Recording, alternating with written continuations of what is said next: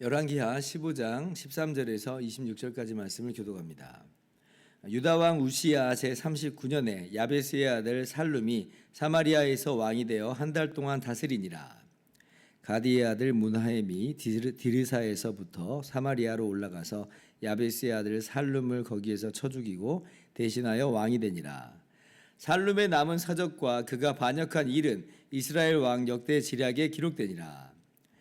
그때에 문하엠이 디르사에서 와서 딥사와 그 가운데 있는 모든 사람과 그 사방을 쳤으니 이는 그들이 성문을 열지 아니하였습니다. 그러므로 그들이 그곳을 치고 그 가운데에 아이벤 부녀를 갈랐더라. 유다 왕 아사랴 제 39년에 가디의 아들 문하엠이 이스라엘 왕이 되어 사마리아에서 10년간 다스리며 여호와 보시기에 악을 행하여 이스라엘로 범죄하게 한 느밧의 아들 여로보암의 죄에서 평생 떠나지 아니하였더라. 아수르 왕 불이 와서 그 땅을 치려하매 문하엠이 은 1000달란트를 불에게 주어서 그로 자기를 도와주게 함으로 나라를 자기 손에 굳게 세우고자 하여 그 은을 이스라엘 모든 큰 부자에게서 강탈하여 각 사람에게 은 50세겔씩 내게 하여 아수르 왕에게 주었더니 이 아수르 왕이 되돌아가 그 땅에 머물지 아니하였더라. 문하엠의 남은 사적과 그가 행한 모든 일은 이스라엘 왕 역대 지략에 기록되지 아니하였느냐. 문하엠이 그의 조상들과 함께 자고 그의 아들 부가히야가 대신하여 왕이 되니라.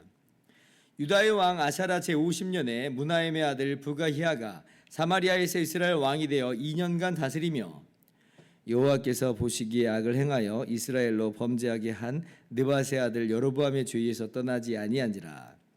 그 장관 르말야의 아들 베가가 반역하여 사마리아 왕궁 호이소에서 왕과 아르곱과 아리엘을 죽이되 길르앗 사람 50명과 더불어 죽이고 대신하여 왕이 되었더라. 부가히야의 남은 사적과 그가 행한 모든 일은 이스라엘 왕 역대 지략에 기록되니라. 아멘. 할렐루야. 하나님의 크신 은혜와 평강이 오늘도 변함없이 여러분 가운데 가득 넘치기를 주님의 이름으로 축원합니다. 오늘 본문 말씀은 예후 왕조의 붕괴 후에 북이스라엘 왕국이 얼마나 빠르게 멸망의 종착지에 도달하게 되는지를 우리에게 말씀하여 주십니다. 여로보암의 아들 스가랴가 왕이 된 지 6개월 만에 이 살룸이라고 하는 사람의 반역에 의해서 죽임을 당했죠. 그래서 이제 살룸이 왕이 되었는데 그가 그래서 형통하였느냐? 아닙니다. 전혀 그렇지 않아요. 이번에는 문하엠이 살룸을 죽이고 왕이 됩니다. 그러니까 살룸은 고작 한 달 동안 왕 노릇하다가 그렇게 끝나버린 거예요. 그리고 이제 문하엠이 10년간을 통치를 합니다. 그리고 이때는 이제 반역이 없이 지나가요. 그러나 이 문하엠의 아들인 부가히야가 왕이 되었을 때에 그 부가히야가 왕이 된 지 2년 만에 다시 반역이 일어나죠. 그래서 이번에는 베가라고 하는 사람이 반역하여 부가히야를 죽이고 자신이 왕이 돼요. 오늘 말씀의 내용입니다. 기가 막히죠. 벌써 몇 번째 왕이 바뀌는지 몰라요. 스가랴, 살룸, 문하엠, 부가히야, 베가. 이게 지금 몇 년 동안 이루어진 일이냐면 고작 13년 동안 이루어진 일입니다. 그러니까 13년 동안에 왕이 5번 바뀌는 거예요. 그러니까 남유다에는 지금 우시야, 그러니까 아사랴 한 명이 다스리고 있는 때거든요. 그것도 그 말년인데, 그런데 지금 북이스라엘은 이렇게 13년 동안 5명의 왕이 갈아치워지니까 이 북이스라엘이 얼마나 큰 혼란 가운데 이 정치적인 격동 시대에 지금 있는 것인지를 우리가 말씀 속에서 볼 수가 있는 거예요. 자, 그러면 뭐 나라 꼴이 괜찮겠습니까? 13년 동안 왕이 5명이나 이렇게 막 왕조가 바뀌는데 나라 꼴이 말이 아니었을 거예요. 자고 나면 왕이 바뀌어요. 자고 나면. 그러니까 얼마나 사람들이 불안하겠어요.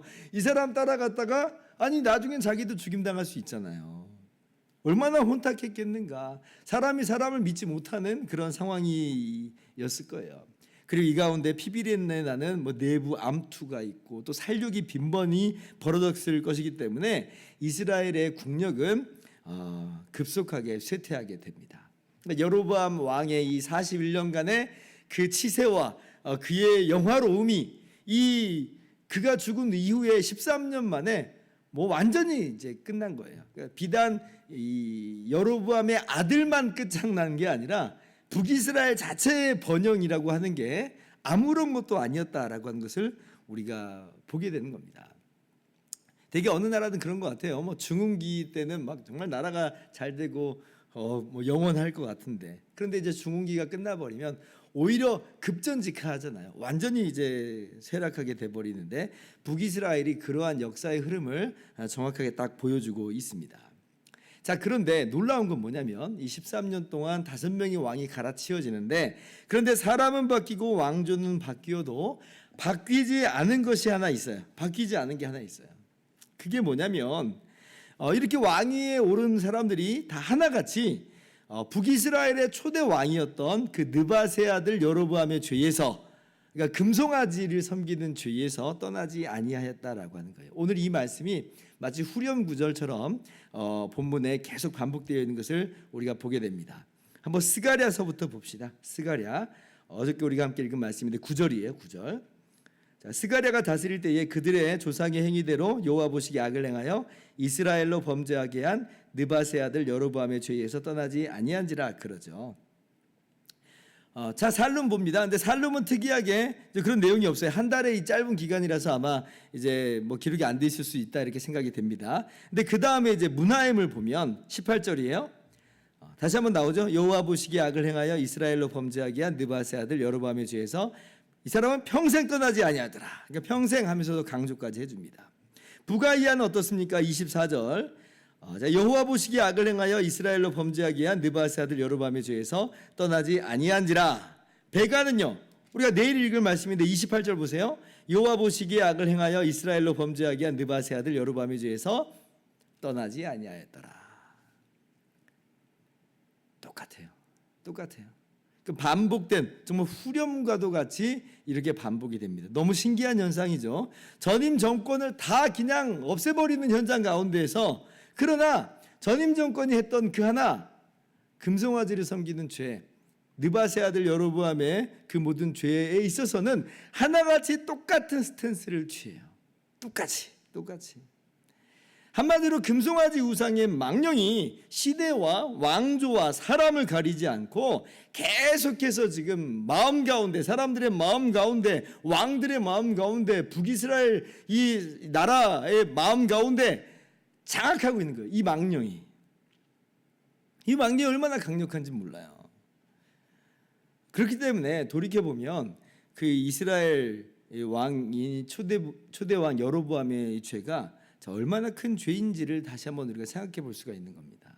그러니까 여로보암이 이 금송아지를 만들고 자신의 왕권을 그렇게 유지하려고 하는 그러한 그 태도가, 그러니까 한마디로 자기가 우상이 되고 자기가 신이 되고자 하는 그 태도가 사람들의 마음 가운데 변함이 없어요. 계속해서 흘러갑니다.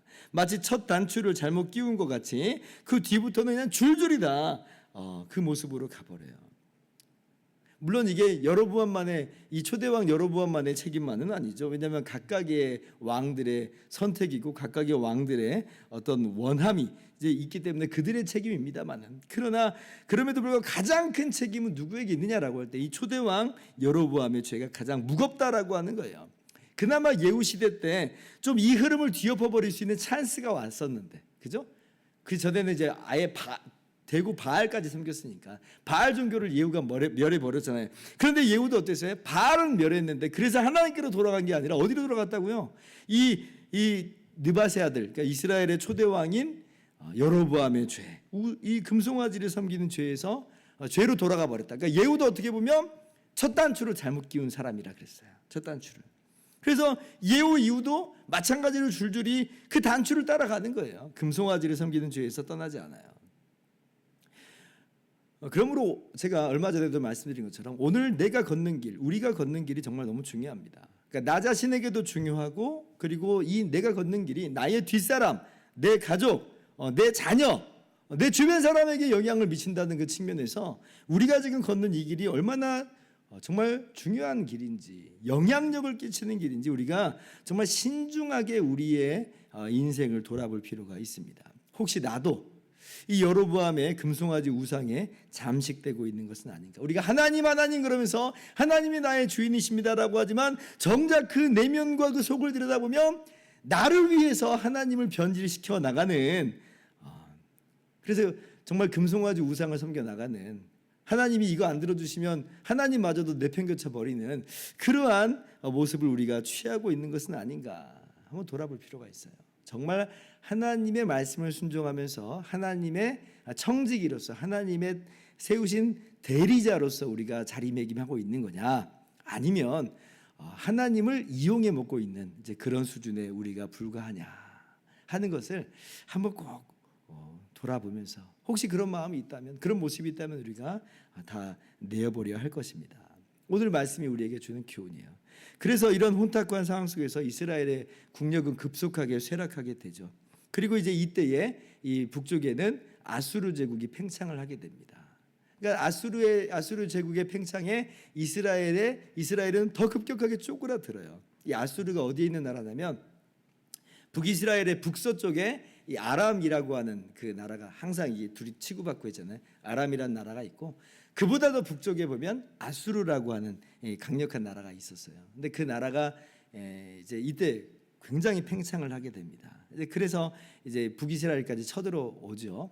결국 이제 무나엠이, 그 당시가 이제 무나엠이 다스리던 때인데, 무나엠이 항복을 하고요, 조공을 바쳐요. 오늘 말씀 보니까 은 1000달란트를 이제 바쳤다 그래요. 대충 오늘날 시세로 따지면 한 500억 정도 되는 그러한 조공이라고 하였습니다. 그래서 위기는 넘기거든요. 그런데 이제 이때부터 북이스라엘은 아수르의 조공 국가로 전락한 거예요. 그리고 이제 이후에 여러 왕들이 이제 뭐 반역도 했다가 어쨌다 저쨌다 하면서 계속 아수르의 압박과 또 침략을 받아서 결국은 아수르에 의해서 30년 이내로 망합니다. 한 세대 이전에 망해버려요. 이게 이제 북이스라엘의 역사다라고 하는 것이죠. 정말 안타까운 역사의 현장입니다. 그래서 우리가 오늘 우리의 모습을 좀 돌아보아야 할 필요가 있어요. 나는 이제 어떤 길을 걷고 있는가? 여로보암의 그 초대왕 여로보암의 길, 이 금송아지의 길이 있다면 오늘 그 모든 것들을 다 내어놓고 항상 주님 정말 우리를 불쌍히 여겨달라고, 우리를 깨끗하게 해달라고 은혜를 구하면서, 또 그리고 변함없이 예수 그리스도 안에서 우리를 품어주시는 그 은혜와 사랑을 힘입어서 다시 한번 주님을 닮아가기를 힘쓰는, 주님의 길로 행하기를 힘쓰는 저와 여러분 다 되기를 주님의 이름으로 축원합니다. 기도하겠습니다.